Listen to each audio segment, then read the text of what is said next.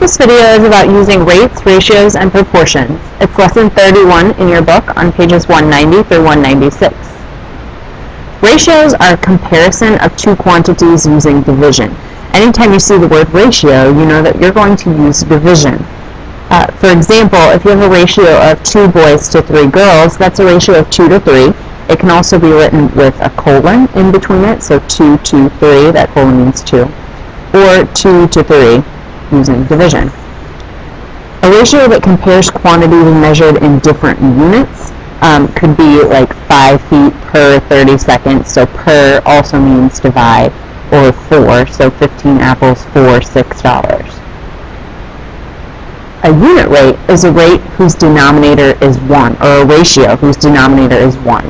So an example of that is a unit price, which is the cost per unit. One that we use a lot is miles per hour. So 55 miles per hour is 55 miles per, or divided by, 1 hour. So the denominator is 1, which is what makes it a unit rate. Another example would be $2.50 per box. That means that you pay $2.50 divided by every 1 box that you buy. This is an example that needs to be in your notebook. It's about finding unit rates.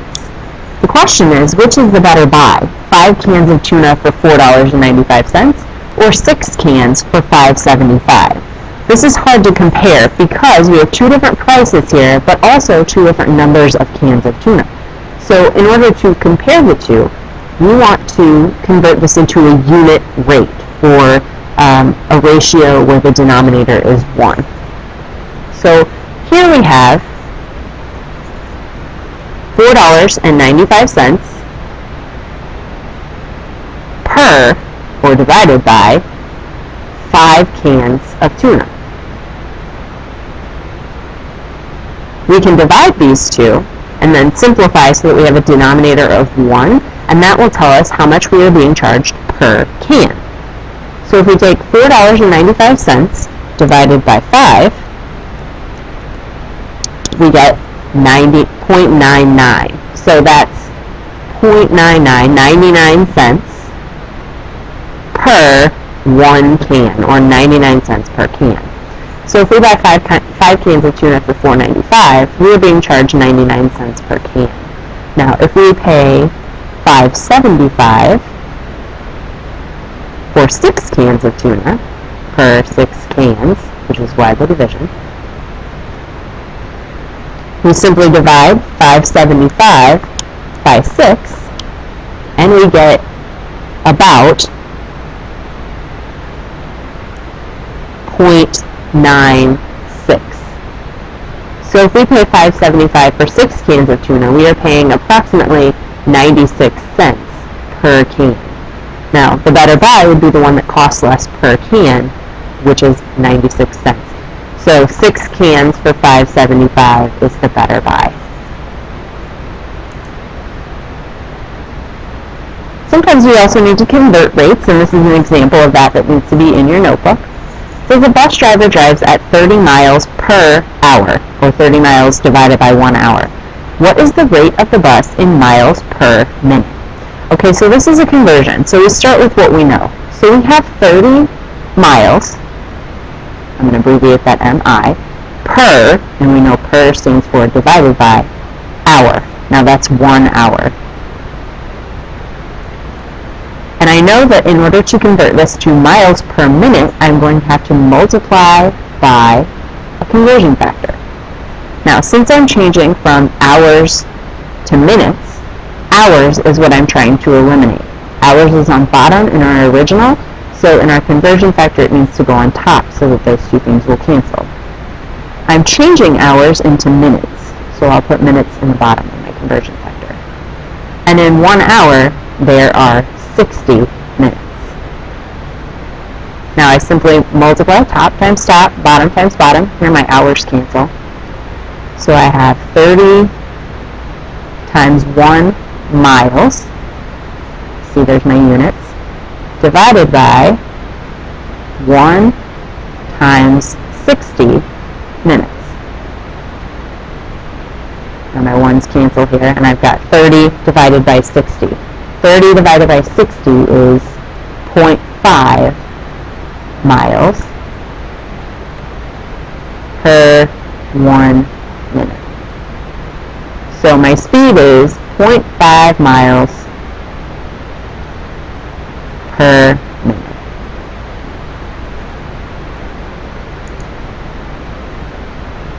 Here's another example. This needs to be in your notebook as well. An engineer opens a valve that drains 60 gallons of water per minute from a tank. How many quarts were drained per second? Alright, so here we have 60 gallons of water per minute. That's our original amount. So we have 60 gallons per, or divided by, minute, 1 minute. Now we're needing to change gallons per minute to quarts per second. So we actually need to change gallons to quarts and change minutes to seconds. So we're going to use multiple conversion factors here. Now the first thing I want to change is gallons to quarts. So I know gallons is on top in my original amount, so I'm going to put it in the bottom in my conversion factor, and I'm changing that to quarts. Now quarts is like quarter, there are 4 quarts in 1 gallon. I also need to change minutes to seconds. Minutes is on bottom here in my conversion factor, or in my original amount, so on my conversion factor it needs to go in the numerator. And then I'm changing that to seconds, so second needs to go on the bottom. 1 minute per 60 seconds, because there's 1 minute and 60 seconds in 1 minute. Alright, so now my units cancel. Gallons cancels with gallons, minutes cancels with minutes, and my units are quarts divided by seconds, or quarts per second. So I multiply. 60 times 4 is 240, times 1 is 240, divided by 1 times 1, which is 1, times 60, which is 60, and my units are quarts per minute, per second, sorry. And then when I divide that, 240 divided by 60 is 4 quarts per second.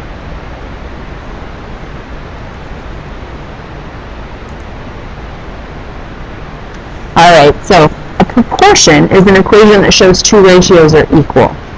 For example, the equation 3 over 5 equals 9 over 15 is a proportion. When we have proportions, we can use the cross products property that says that if 2 fractions are equal and neither of their denominators are 0, then we can cross multiply and the cross products are equal as well. So this is where cross multiplication comes in. Please remember that you can only use cross multiplication when you have 2 fractions that are set equal to each other. Here's some examples, and these need to go in your notebook. Here's a proportion. We have a fraction equals a fraction. Anytime we have a fraction equals a fraction, we can cross multiply. So we can take the top of this fraction and multiply it by the bottom of the one on the other side of the equal sign. So we have x times 3, which is 3x. And we can set that equal to the bottom of the first fraction times the top of the second. So 15 times 2.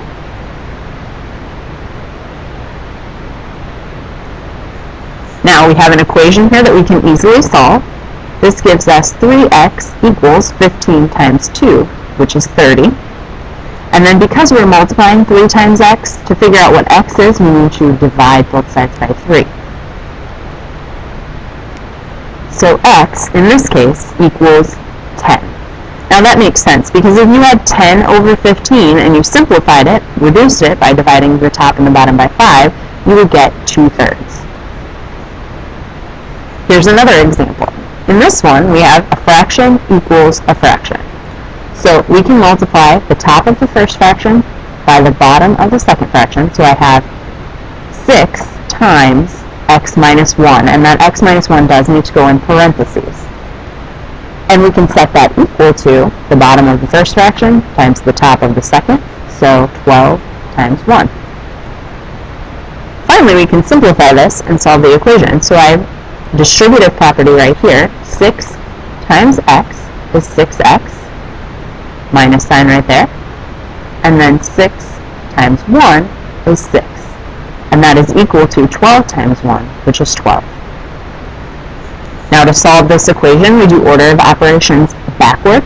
So if I knew what x was, I would multiply and then subtract.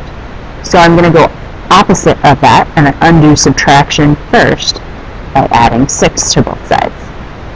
That gives me 6x equals 12 plus 6 is 18. Now, since I'm multiplying 6 times x, I'm going to undo that using division. 18 divided by 6 is 3, so in this case, x equals 3.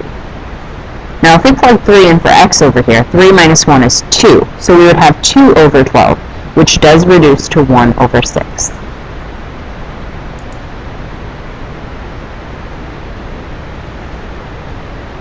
Alright, here's another example that needs to be in your notebook. The ratio of boys to girls in a math class is 3 to 2. The class has 25 students in all. How many boys and how many girls are in the class? Now what this means is that for every 3 boys, because boys comes first in the sentence, so first in the ratio, there are 2 girls. Now this breaks the class into a total of 5 parts. 3 boys for every 2 girls. So there are 5 parts here. Now that means 3/5 of the class are boys. And 2/5 of the class are girls. So to figure out how many of each are in the class, we're going to turn this into an algebraic sentence. So 3/5 of, which means times, the 25 students in the class is the number of boys. So 3/5 times 25, 3 times 25 is 75, and 75 divided by 5 is 15. So there are 15 boys in the class. Now I also know that 2/5 of, or times, the 25 students in the class are girls. So I have 2 times 25, because remember this is over 1, so 2 times 25 is 50, and divided by 5 is 10. So there are 10 girls in the class. Whenever you're given the ratio with a colon in between, that means that there are this many parts for every this many other parts. So to get the total number of parts of the class, you would add those two numbers together, which is where we got the 5. And here's our final example. This needs to be in your notebook as well.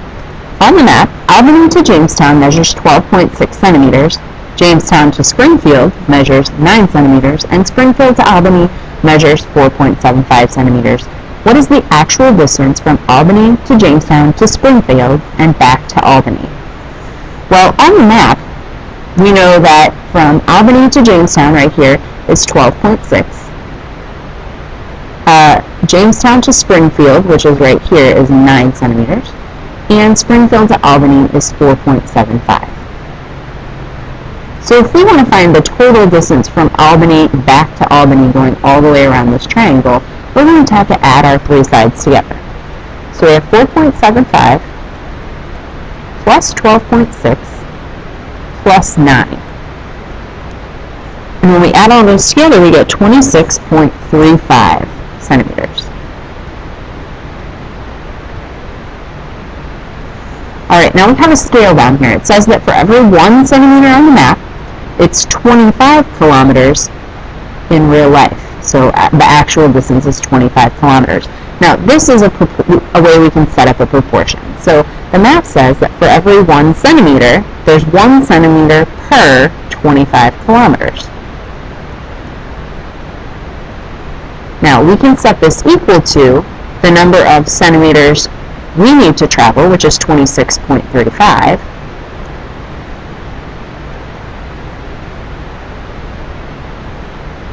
And we don't know how many kilometers that is in reality, so we're just going to call it x. Now we have a proportion that we can cross-multiply and use an equation to solve.